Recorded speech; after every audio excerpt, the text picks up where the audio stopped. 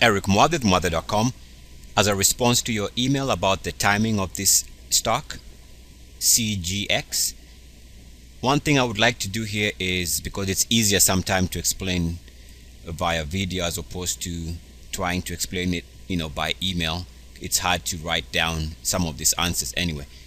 So you say you did take a position based on the previous breakout level, and the question was how to calculate that entry. So you use the weekly, and nothing wrong with that. And we can see here that the highest weekly close, in my opinion, is somewhere here at about, let's call it about 49. So 49 would be where I would have used as the buy point, not necessarily the daily closing highs. Because you are using a weekly chart, then you want to use the previous weekly closing high.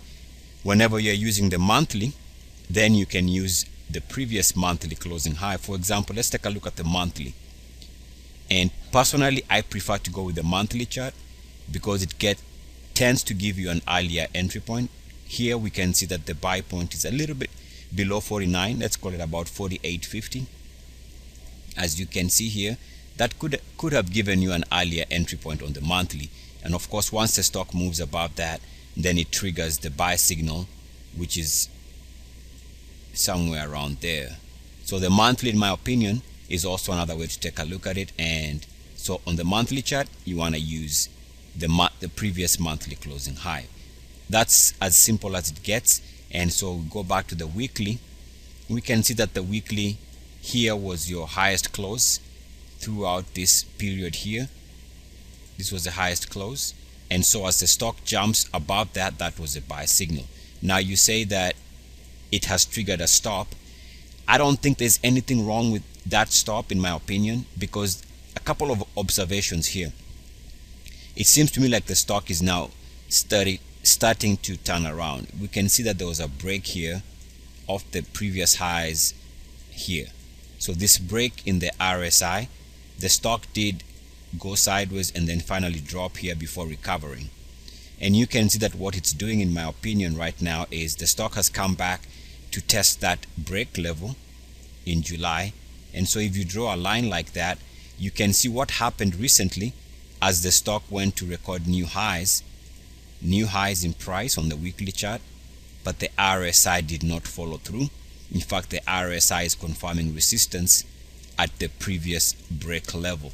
So if you got stopped, it might suggest to me, and it might suggest to you, that the stock is telling you that this is not a good time to own the stock. And so being stopped out is not the worst thing in the world.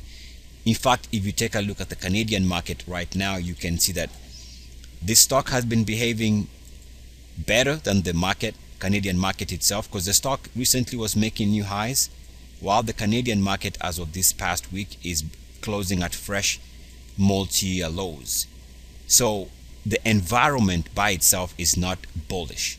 And don't forget that 75% of any stock's move is going to be based on the general direction. So I think the fact that the stock is not acting great could be a signal that it is now more than likely poised to follow what the market has been doing over the last couple of months, which is probably trend lower. So the stop sometimes can be your friend. Now, if you go back and take a look at the monthly chart, the one thing I can note here is as the stock was attempting to break out recently, we can see that it was not moving to fresh monthly highs, and we need that to be at fresh monthly highs. We can see that the MACDs were not trading at fresh 3-year highs, which suggests that this is not the strongest breakout in terms of the technical aspect. We need the MACDs to be at 3-year highs. We can see here that the RSI is okay, because the RSI until now was trading above 69.1. So the RSI was okay, trading above 69.1, but the MACD did not confirm this as a powerful breakout.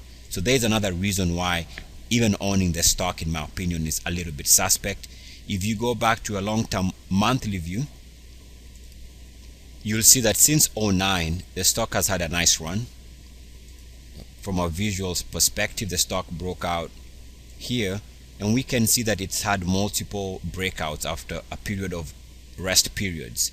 So there was some rest period here and the stock broke out, some rest period here and the stock broke out, some multi-month rest period here, and there was another breakout there. And recently we can see that there was a rest period here and another breakout. And so what I'm getting at here is, generally speaking, we can say that the stock has had one successful breakout, another successful breakout, let's call it here, another one here, and I'm talking about the breakouts that move the stock beyond the rest periods here. So we've had about 1, 2, 3, 4, 5.